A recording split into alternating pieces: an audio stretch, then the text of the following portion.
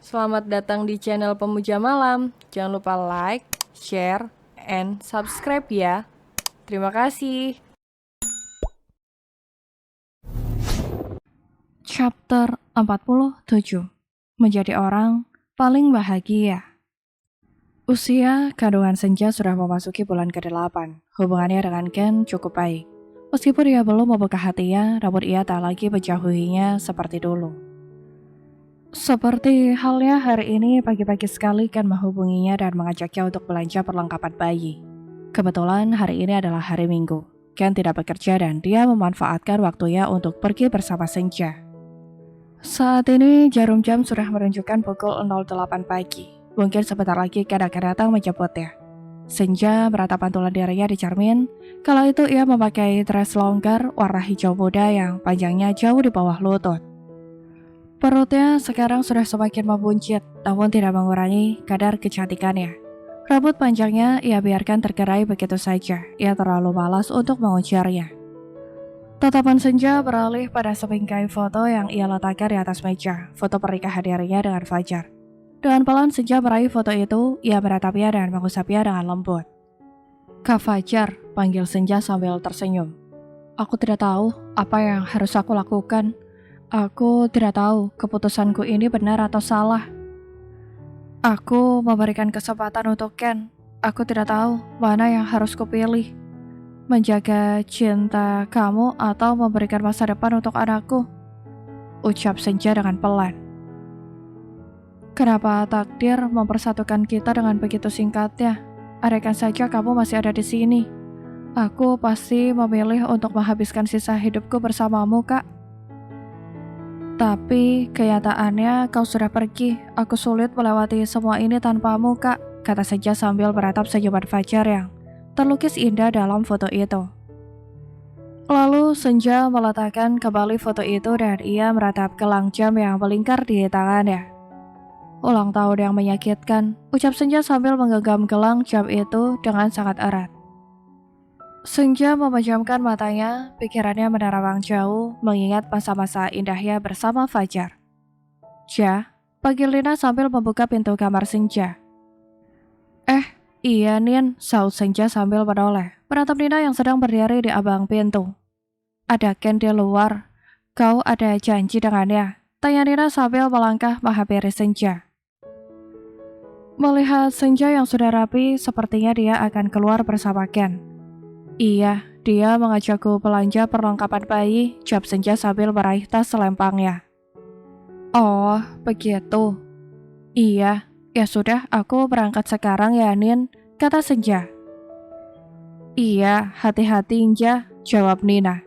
Dan Senja menanggapinya dengan anggukan. Nina tersenyum lebar saat menatap tubuh Senja yang sudah menghilang di balik pintu. "Aku berharap kamu bisa bahagia, Inja," gumam Nina dengan pelan. Sementara itu Senja melangkah menuju ruang tamu. Di sana sudah ada Ken yang sudah menunggunya sambil duduk di kursi.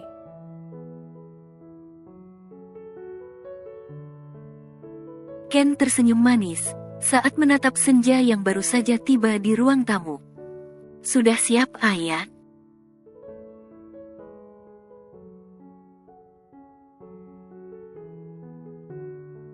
"Sudah," jawab Senja sambil mengangguk. "Kak Alvin di mana?" tanya Ken.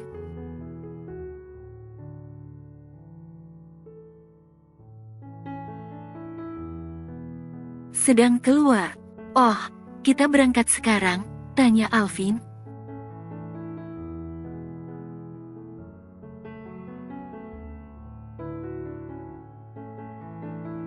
"Ayo," jawab Senja sambil melangkah menuju pintu. "Ayah, apa itu?" tanya Ken sambil menatap kantong plastik besar yang dibawa Senja.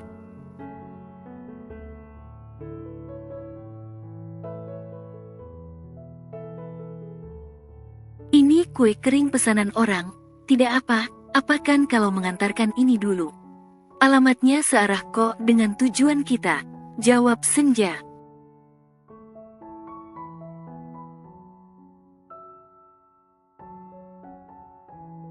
"Tidak apa-apa, sini biar aku yang bawa," kata Ken sambil tersenyum, seraya meraih kantong itu dan membawanya masuk ke dalam mobil.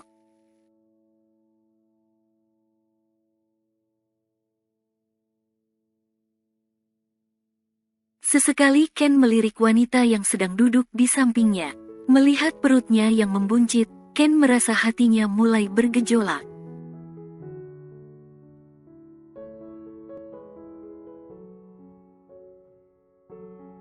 Ah, andai saja mereka sudah benar menikah, dan anak itu hadir bukan karena kesalahan, pasti dia akan menjadi orang yang paling bahagia saat ini.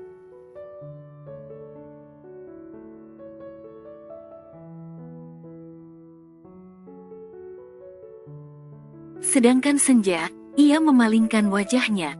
Ia menatap gedung tinggi yang berdiri kokoh di sepanjang jalan. Kota Surabaya masih tetap sama, tidak ada yang berubah sama sekali.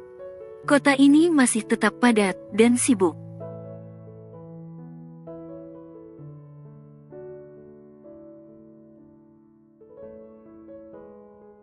Ayah, panggil Ken. Iya, jawab Senja sambil menoleh.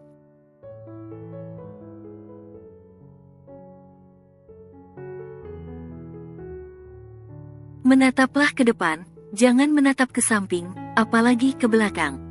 Karena hidup untuk mengejar masa depan, bukan bertahan pada masa sekarang, apalagi terbelenggu dengan masa silam.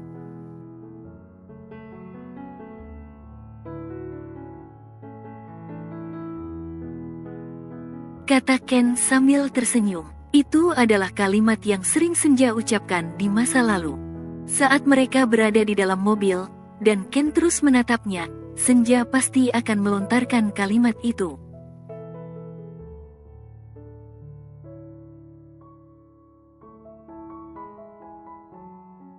Kau masih mengingatnya, ucap Senja dengan pelan. Tidak ada satu hal pun tentang dirimu yang aku lupakan, Ayah.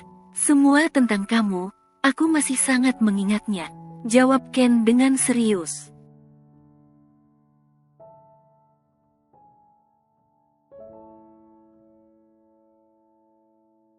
Senja tidak menjawab, ia hanya mengulas senyuman tipis di bibir ranumnya.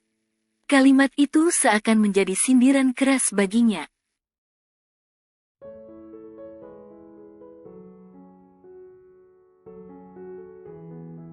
Mengejar masa depan, dan jangan terbelenggu dengan masa lalu. Ah, benar sesuai dengan situasinya saat ini. Ken di perempatan depan belok kiri ya, tidak jauh kok, sekitar 200 meter. Ucap Senja sambil menatap Ken sekilas.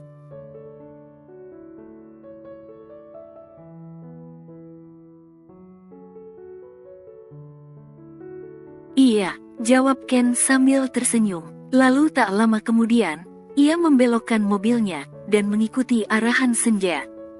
Ken menghentikan mobilnya di depan rumah minimalis yang berada di pinggir jalan.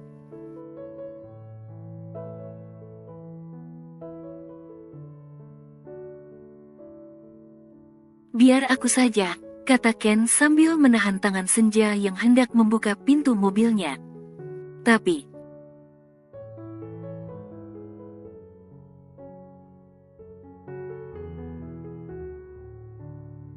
tunggu di sini, biar aku saja yang mengantarnya ke sana, kata Ken sambil tersenyum. Lalu Ken melepaskan tangan Senja, dan kemudian turun dari mobilnya. Ia mengambil kantong plastik yang ada di kursi belakang, dan kemudian mengantarnya pada sang pembeli.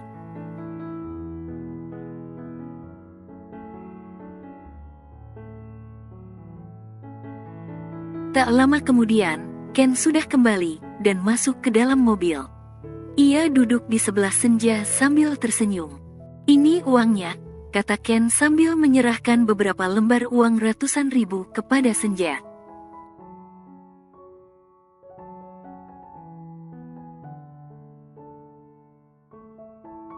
Ken, ini salah, ini terlalu banyak, aku harus menjelaskan pada orangnya, kata Senja dengan cepat.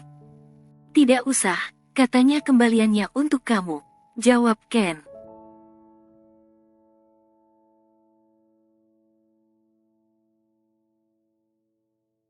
Tapi Ken, sudah diterima saja, itu rezeki, sahut Ken sambil melajukan mobilnya.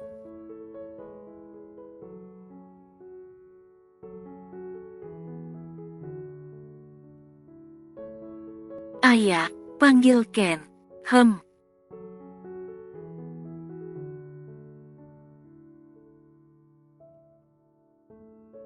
Kau ingin dia nanti lahir laki atau perempuan?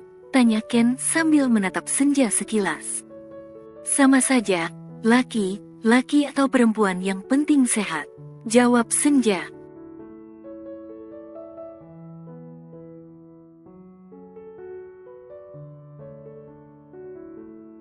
Iya, kamu benar. Ayah, kamu sudah ada nama untuk dia?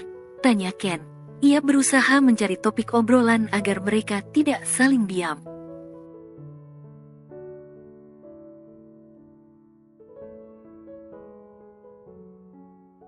Sudah, jawab Senja dengan singkat. Siapa?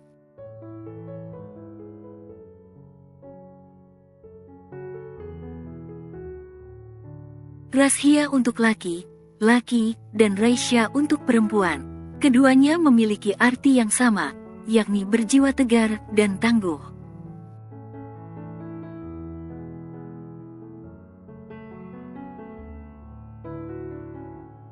Aku harap kelak dia akan menjadi orang yang tangguh dan tidak mudah menyerah, jawab Senja sambil tersenyum. Ia teringat dengan Fajar. Dia adalah orang yang memberikan nama itu untuk anaknya.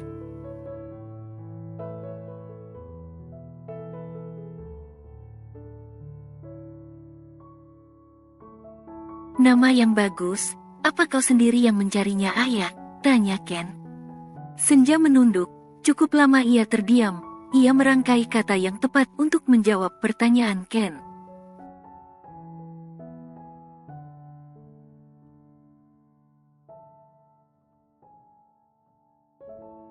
Ayah, panggil Ken. Bukan, jawab Senja. Meskipun cukup lama ia merangkai kata, namun kenyataannya hanya satu kata yang berhasil ia ucapkan.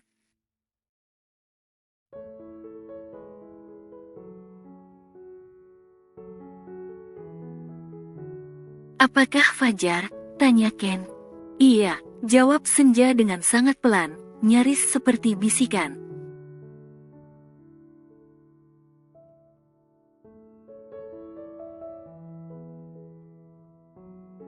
Ken menghela nafas panjang, ada sedikit perasaan tidak nyaman yang mulai mengganjal di hatinya. Anaknya seharusnya adalah miliknya, seharusnya dia dan Senja yang berhak memberikan nama untuknya.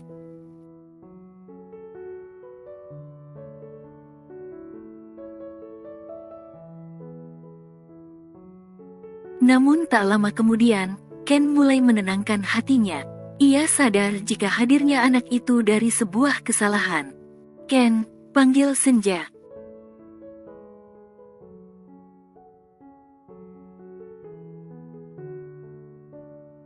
Iya, ayah, jawab Ken sambil menoleh sekilas. Kau keberatan ya? Tanya Senja. Entah kenapa hatinya merasa tidak nyaman saat melihat Ken diam tanpa kata.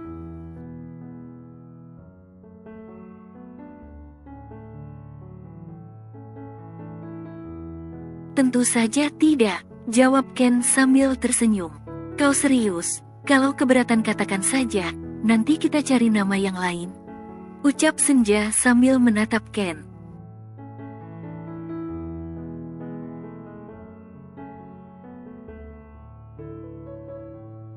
Ken, panggil Senja, karena Ken tak kunjung menjawab ucapannya. Aku serius, ayah. Lagi pula itu juga nama yang bagus, aku sangat setuju. Hanya saja aku ingin dia menyandang nama belakangku. Kau tidak keberatan kan? Tanya Ken.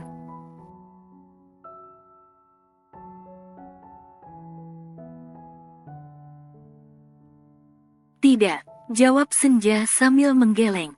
Biarlah dia menyandang namanya Ken.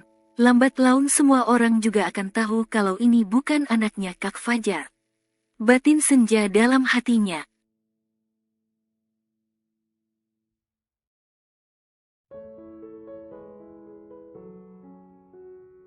Mengingat sikap mertuanya, rasanya kebenaran akan segera terungkap. Tidak mungkin Bu Rani menyembunyikan hal ini lama-lama.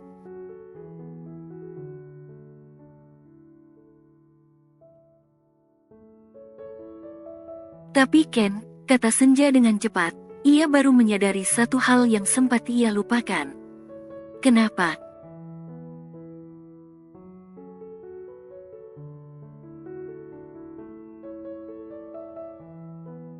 Jika kau menyematkan nama belakangmu, apa itu tidak masalah bagi keluargamu? Apa orang tuamu akan mengizinkannya, Ken? Meskipun hanya sebuah nama, tapi itu juga berpengaruh, Ken.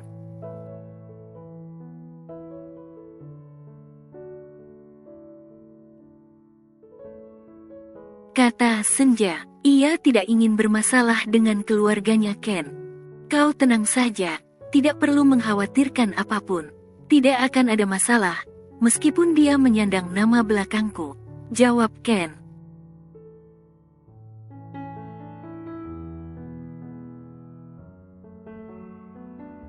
Kau yakin? Sangat yakin, jawab Ken sambil tersenyum manis.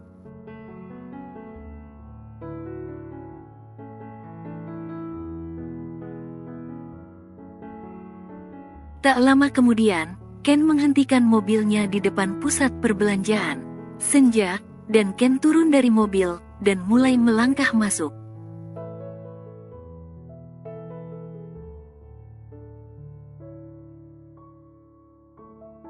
Mereka berjalan beriringan, namun Ken tidak menggandeng tangan Senja.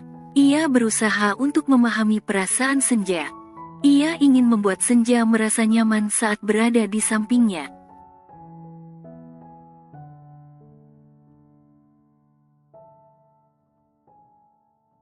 Beberapa menit kemudian, mereka sudah tiba di tempat tujuan. Beberapa perlengkapan bayi dengan aneka macam model dan aneka macam warna tertata dengan begitu rapi.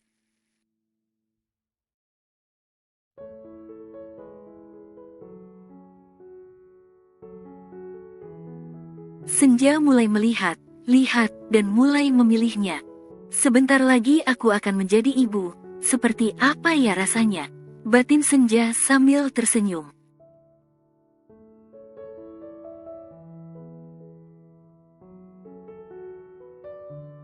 Belanja perlengkapan bayi membuatnya tersadar, jika sebentar lagi sosok mungil itu akan hadir dalam hidupnya.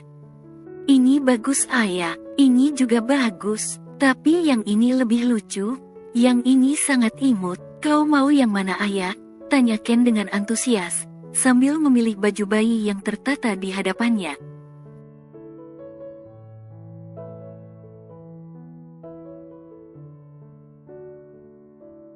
Pilih saja mana yang kau suka, semuanya bagus, jawab Senja sambil tersenyum.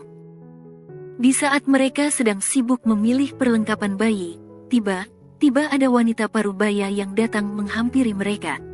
Wanita itu melipat tangannya di dada dan menatap mereka dengan sinis.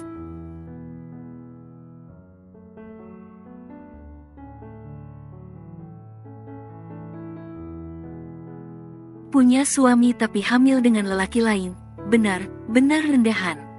Tapi wajarlah, namanya juga orang miskin, pasti berbeda dengan orang yang punya kedudukan. Sindir Bu Rani dengan tatapan sinisnya.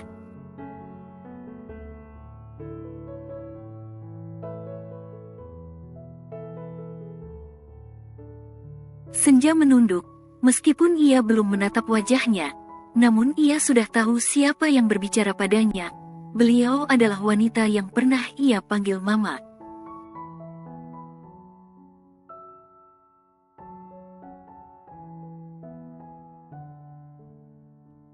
Ken mengepalkan tangannya, emosinya mulai tersulut saat melihat Senja direndahkan. Apalagi mata wanita itu sekarang mulai berkaca-kaca. Emosi Ken semakin membuncah.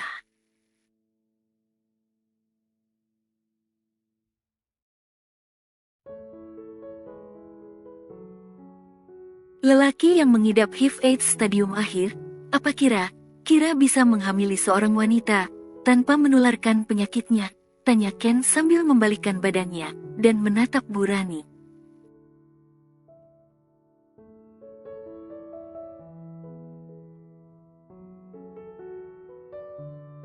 Jaga bicaramu, bentak Bu Rani sambil melotot tajam.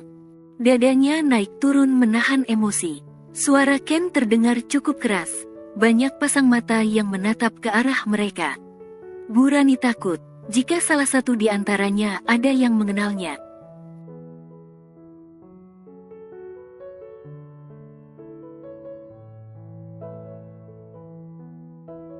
Saya hanya menjawab ucapan tante, kata Ken dengan santainya.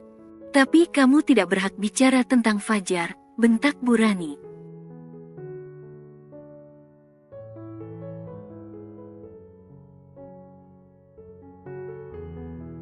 Tante juga tidak berhak merendahkan ayah, jawab Ken dengan tegas.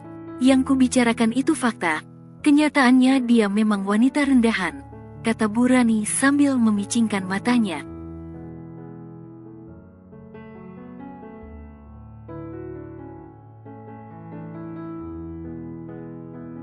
Yang saya bicarakan juga fakta tante, kenyataannya Fajar memang sakit HIV. Jawab Ken masih tidak mau kalah. Diam, sekali lagi kamu bicara seperti itu, aku tidak akan segan untuk menamparkan mulutmu, bentak Bu Rani sambil menunjuk muka Ken.